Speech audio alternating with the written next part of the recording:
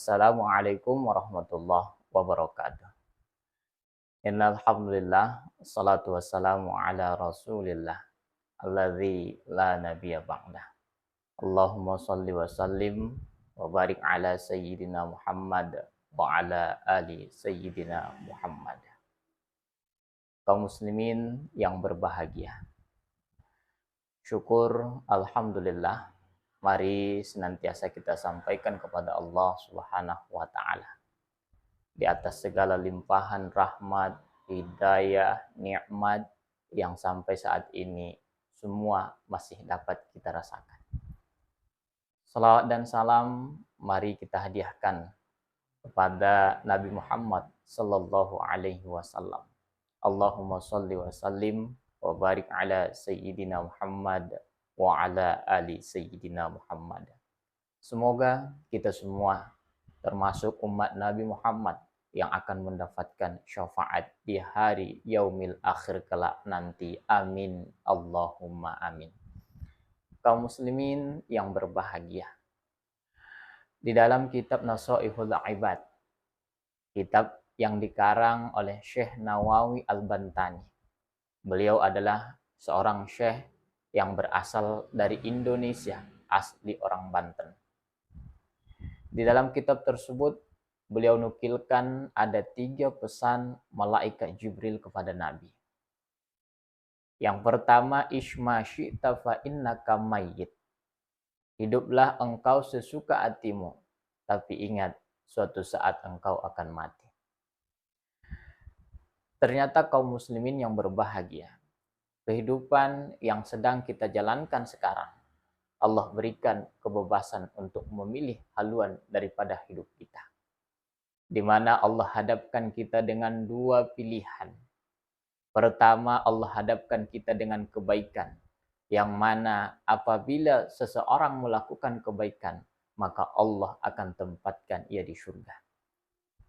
Namun sebaliknya apabila seseorang melakukan keburukan, maka ia akan Allah tempatkan di neraka. Ishma syi'ta, hiduplah sesuka hati, tapi ingat engkau akan mati. Dan ternyata kaum muslimin yang berbahagia, kehidupan kita tidaklah selamanya. Suatu saat kita akan dimatikan oleh Allah Subhanahu wa taala. Maka apabila kematian telah Allah datangkan kepada seorang hamba, maka tak satu pun di antara kita yang mampu untuk menghindar. Maka alangkah malunya kita kepada Allah pada saat kematian Allah datangkan, ternyata belum cukup amal soleh yang akan kita bawa ke hadapan Allah. Yang kedua, wahbib ma syi'ta fa innaka mufariquh. Cintai apapun yang ingin dicintai, tapi ingat semuanya akan berpisah dengan kita. Barangkali begitu banyak nikmat yang Allah berikan saat ini kepada kita, termasuk harta, termasuk jabatan, juga karir, pekerjaan, anak-anak kita, pasangan kita yang setia, pasangan kita yang baik, dan lain sebagainya. Banyak nikmat Allah yang kita rasakan saat ini. Tetapi berikanlah cinta kita terhadap makhluk dan nikmat yang Allah berikan saat ini sekedarnya saja. Letakkanlah Allah di dalam hati kita.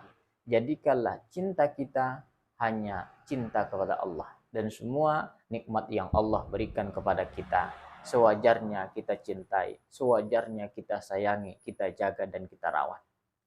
Namun jangan salah kaprah kaum muslimin yang berbahagia.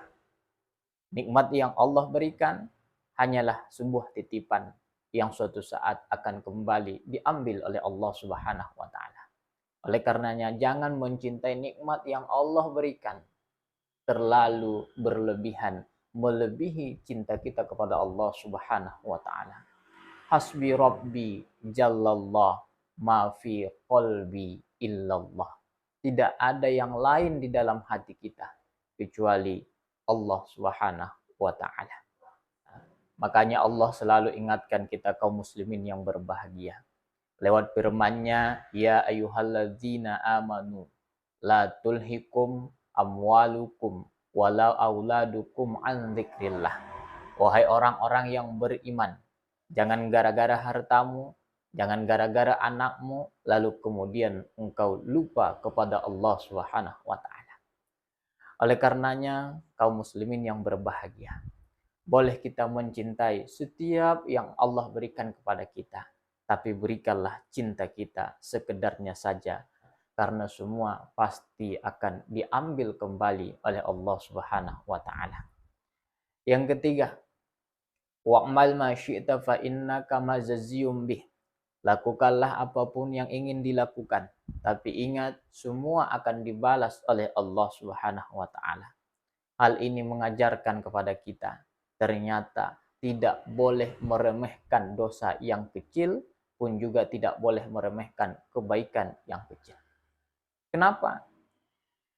Karena terkadang dengan dosa-dosa yang kecil yang pernah kita lakukan, maka kemungkinan itulah yang akan mengantarkan kita masuk ke dalam nerakanya Allah Subhanahu wa Ta'ala. Dan sebaliknya, tidak boleh meremehkan kebaikan yang kecil, karena kemungkinan dengan kebaikan yang kecil ini yang kemudian akan mengantarkan kita masuk ke dalam surganya Allah Subhanahu wa Ta'ala. Apa kata Allah dalam Al-Quran? "Faman ya'mal mithqala dzarratin khairan yarah." Siapa yang berbuat kebaikan, kata Allah, walaupun ia kecil, walaupun ia sedikit, nanti di akhirat, yarah, kata Allah, Allah akan tunjukkan di hadapan kita. Wa may ya'mal mithqala dzarratin syarran yarah. Dan siapa orang yang berbuat keburukan, walaupun ia kecil, sedikit, yarah, itu pun Allah akan tunjukkan nanti di akhirat.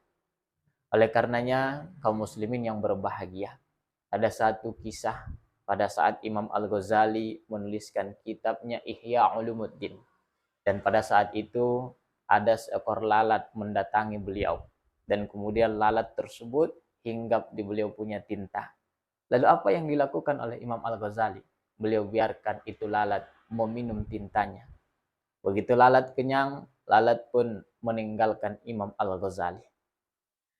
Imam Al-Ghazali pun pada saat itu kembali menuliskan kitabnya. Namun karena kecapean, ia pun tertidur. Lantas apa yang terjadi?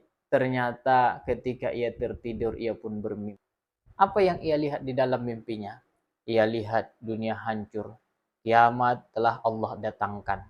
Semua manusia mempertanggungjawabkan amalnya di hadapan Allah. Dan tak satu pun manusia yang terlepas dari pertanyaan Allah Subhanahu wa Ta'ala. Namun anehnya dalam mimpinya ia melihat bahwa tak satu pun pertanyaan Allah berikan kepadanya, malah diperintahkan langsung masuk ke dalam surganya Allah. Namun apa yang terjadi? Ternyata pada saat beliau melangkahkan kakinya masuk ke dalam surganya Allah, tiba-tiba terdengarlah suara yang memanggil nama Imam Al-Ghazali.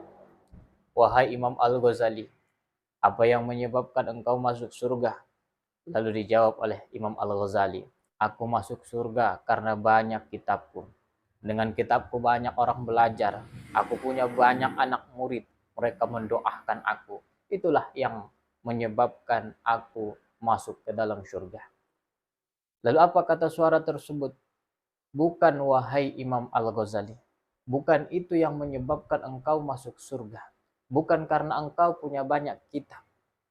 Bukan karena engkau punya banyak anak murid. Bukan, wahai Imam Al-Ghazali. Tetapi ingatkah engkau dulu, semasa hidupmu pernah engkau muliakan makhlukku yang paling hina, yaitu seekor lalat. Maka itulah yang menyebabkan engkau aku masukkan ke dalam surgaku. Lantas terbangunlah Imam Al-Ghazali. Memang ini mimpi, tapi mimpinya orang soleh sudah barang tentu datangnya dari Allah Subhanahu wa Ta'ala. Kisah ini mengajarkan kepada kita, jangan pernah menganggap remeh, menganggap sepele dengan kebaikan yang kecil, sebab bisa jadi dengan kebaikan yang kecil itulah yang akan mengantarkan kita masuk ke dalam surganya Allah Subhanahu wa Ta'ala. Mudah-mudahan Itu semua adalah hamba Allah yang akan Allah masukkan ke dalam surganya Allah. Amin. Allahumma amin. Terima kasih atas segala perhatian. Mohon maaf atas segala kekurangan. Billahi taufik wal hidayah. Wassalamualaikum warahmatullahi wabarakatuh.